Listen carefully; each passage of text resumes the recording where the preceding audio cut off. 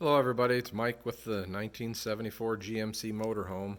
What we're looking at here is the timing chain in the front of the Olds 455, and it's been befuddling me for a little bit because this engine, remember, was running and was functioning well. And I decided to put the timing chain on today because I'm now waiting for a couple of valves and a rocker arm to replace the worn parts that I found when we pulled the heads and kind of looked things over real good.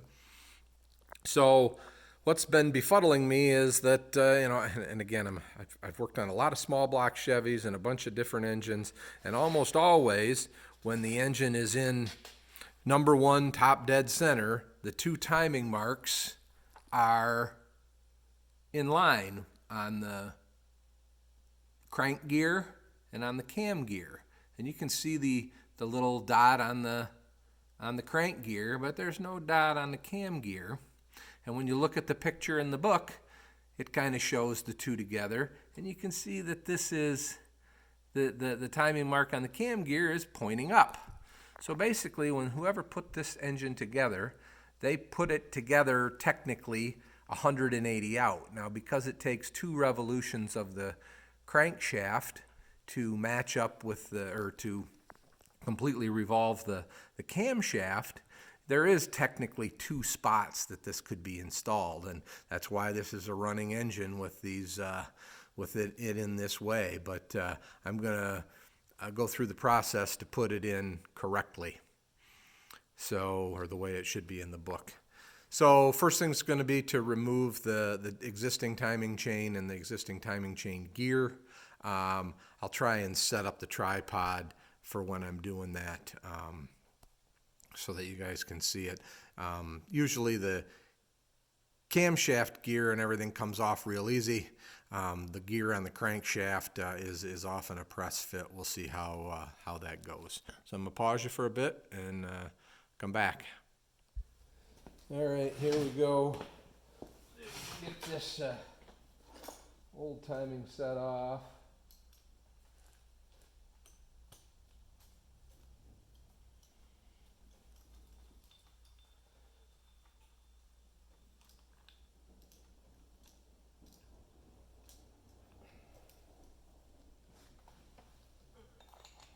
Set that down there. This should just pull right off. Yep. There's that timing chain. And then this gear. Get a puller on it.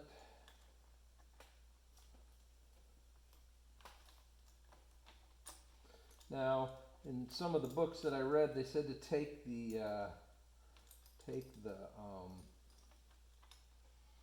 keyway out first because it doesn't go all the way through the gear. But looking at the set that I bought, it does go all the way through the gear, and I do believe this is an aftermarket because it does have multiple keyway positions. Oh, look at that, it's moving just by hand, so it's not too tight on there. I can't quite pull it off. Let's see if I know that on the GMs it's a heavy press. Or on the GMs I should say, on the Chevys you often have to split it. So let's just see what happens here.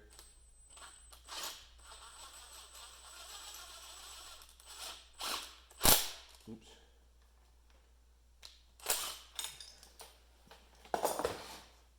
We're almost off the end. Let's just see here. Very light taps. I don't want to hurt my thrust bearings or anything else. I ran out of puller there. So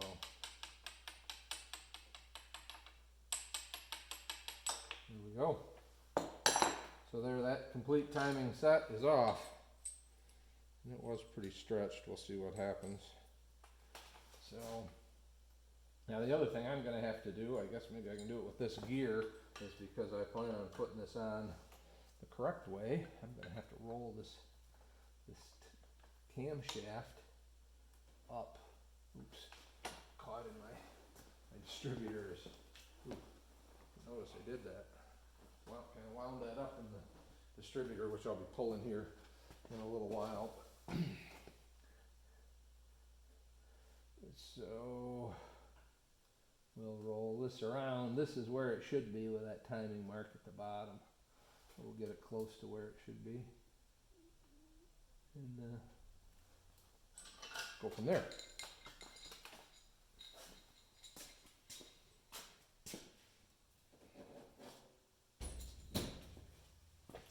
I don't know if you can see this or not, but here's the new double row timing chain we're going to put on it.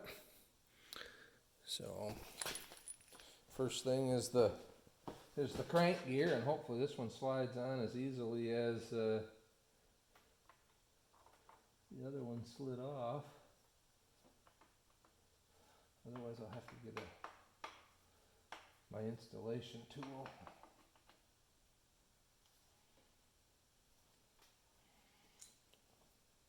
Doesn't look like it wants to go quite as easily.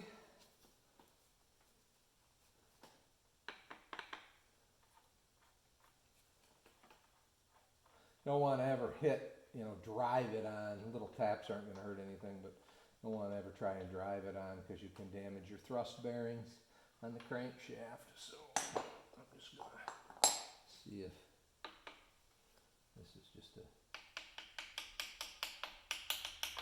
Nope.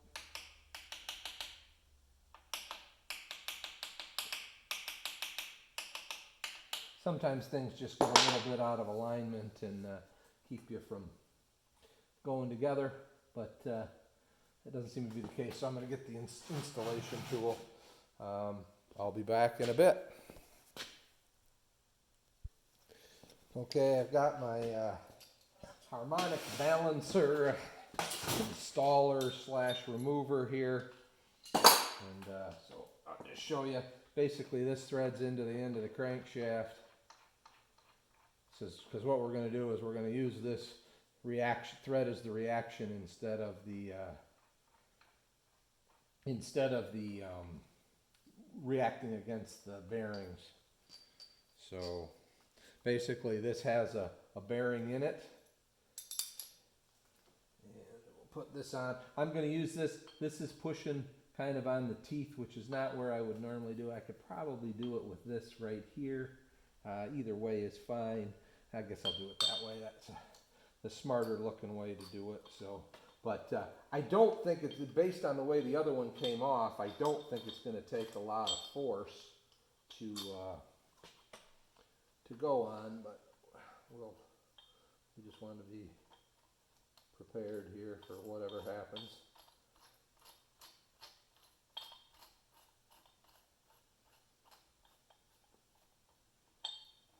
Okay, so now kind of set this up on there. You can see I'm actually moving it by hand. Oops, it's hitting on something. I might make sure I'm not hitting on that keyway.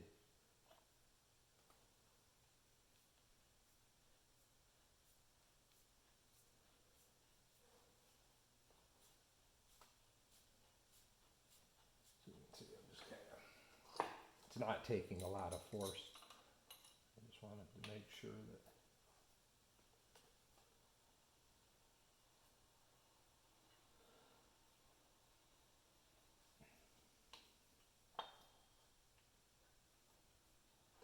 we'll make sure we don't bottom out, make sure my spacer's long enough if I hit any resistance at the end.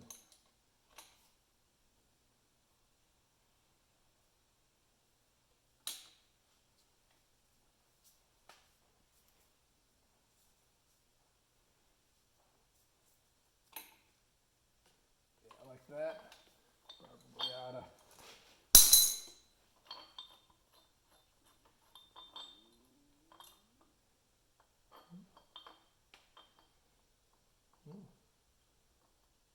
Looks like we're okay. Must just be hitting the little bit bigger shoulder back there. So we'll see what happens here. Again, I still don't want to put a lot of force into it. Oh, never mind. The shoulder on my puller must be hitting.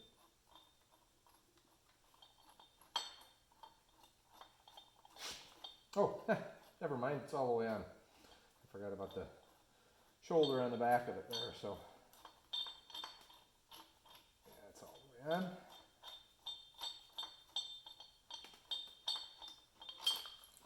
There we go. You can see that's all the way on. I'm going to put my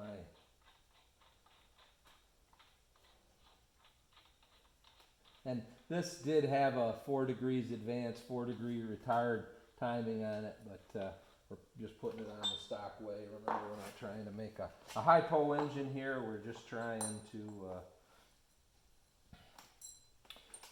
make a good running engine, strong, so reliable. That's kind of why I haven't torn it completely down. I'm like I said, I'm a little leery with this, what's going on here, but so I just want to move this just a little bit.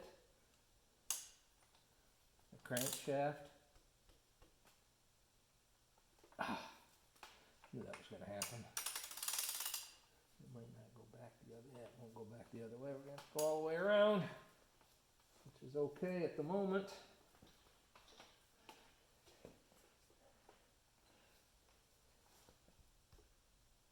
That's pretty darn close.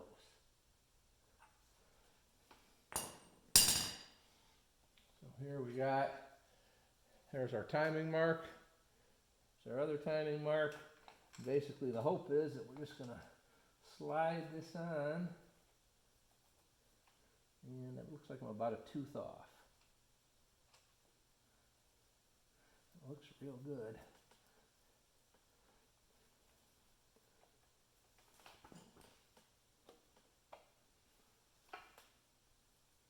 Hopefully I don't have to pull that gear out a little bit to get it to, because you can notice the difference in tension now on this timing chain.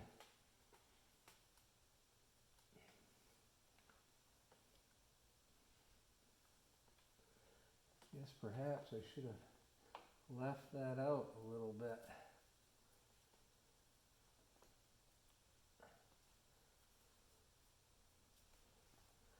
Yeah, I'm probably going to have to pull that timing gear back just a little bit, get everything slid in, but you can see the complete difference in the timing. So let me let's see here.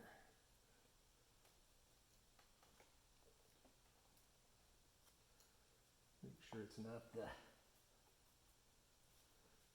normally you can put these on this way. You just want to make sure it's not the rotation.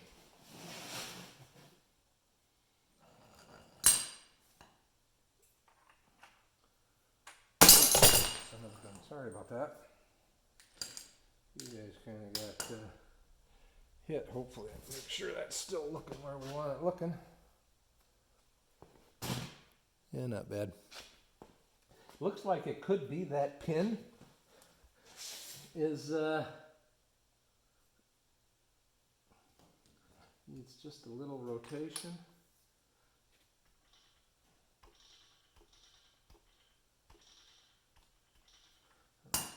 Perfect.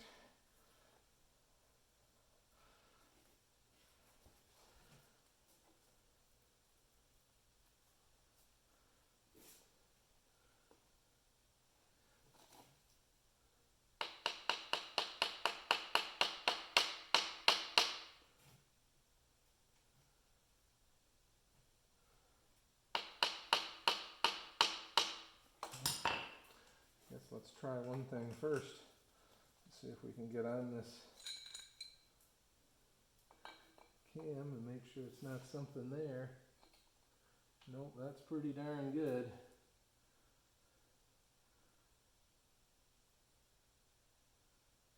So, probably going to have to pull that gear back a little bit. It is just a nice, tight, snug fit. Live and learn. It did say in the instructions to slide them on together.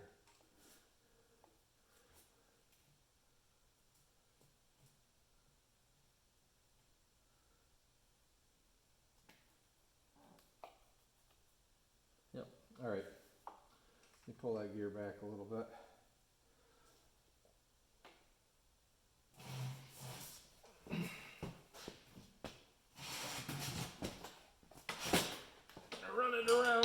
time just to get my mark in the right spot.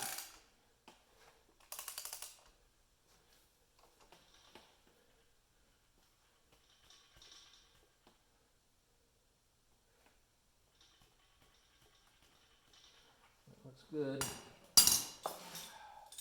Really don't want to do this.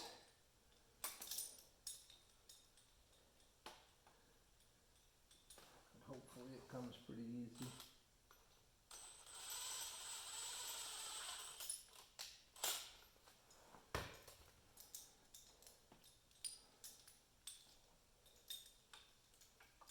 If it doesn't, I'll have to figure something else out.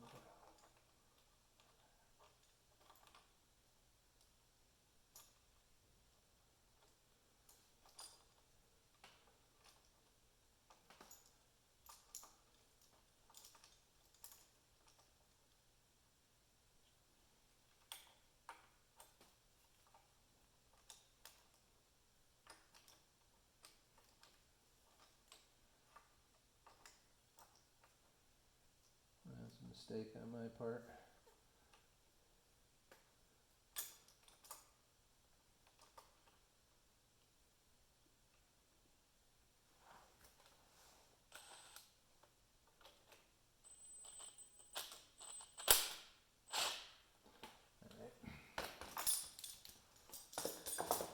There we go.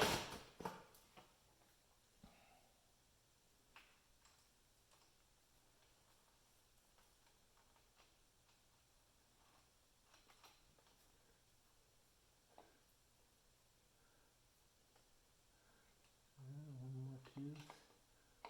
That looks about right.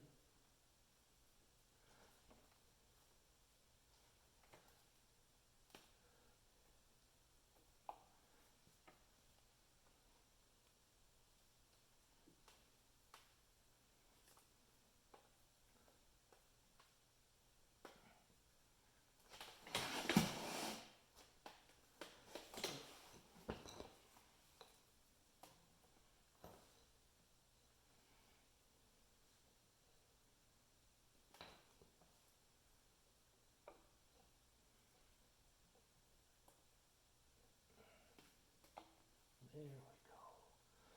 All right.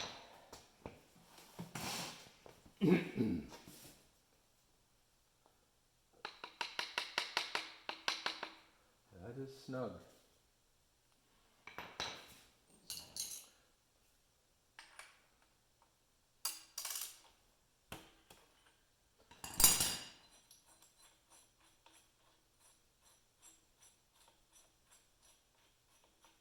Hey, you can definitely see the difference in the tension of the timing chain from the old to the new.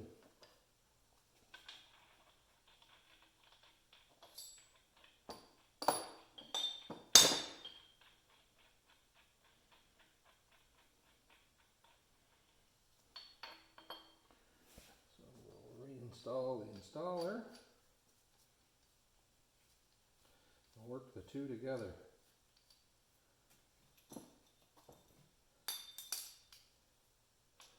I guess making little mistakes and stuff like that probably doesn't hurt the process much, because bottom line is that you're doing stuff like this, I can't tell you how many times you gotta maybe do it more than once until you get everything just right. So maybe the professional mechanic doesn't have this problem, but us amateurs.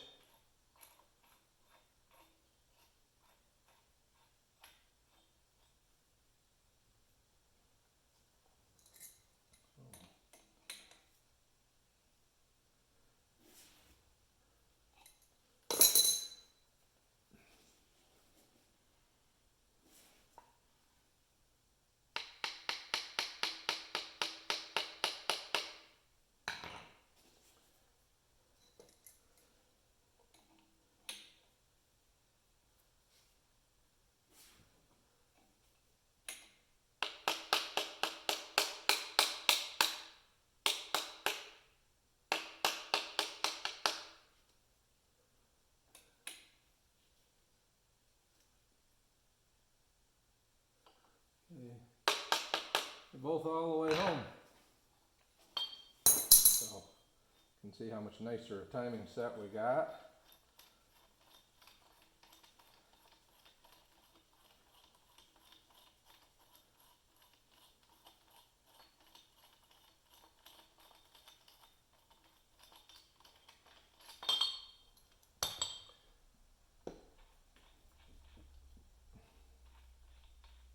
And again, I think I've mentioned this before.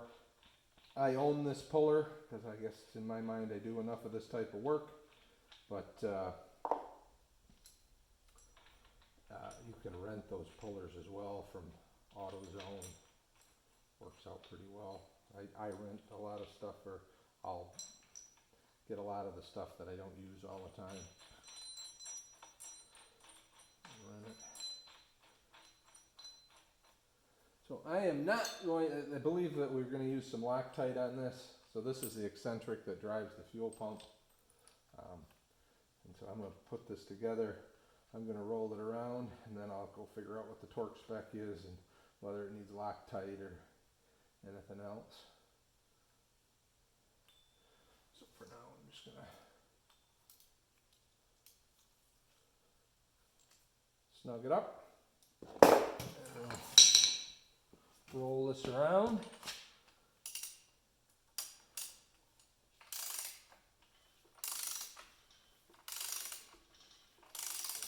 Okay, piston's up at the top.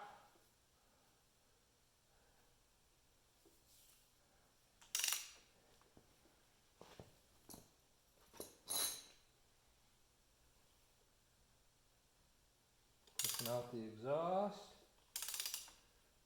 Here comes the intake, drawing the fuel down. Back around.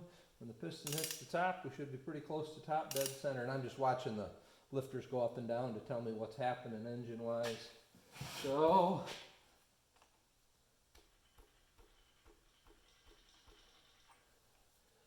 son of a gun. And the timing marks are opposed again, so I'm a little baffled. But I guess when you're putting it together, you're not at top dead center. That's crazy. All right. Well, thanks everybody for watching. If you have any questions, which I wouldn't doubt you having, feel free to contact me. Thanks again. Bye. Just quick, I wasn't thinking right, so I guess when you put the timing marks together and time the engine, that's just fine. It doesn't necessarily mean that the engine's at number one top dead center. And so in this particular case, number one top dead center is when the two marks are opposing one another. So the previous people didn't do anything wrong, which makes me feel a little bit better.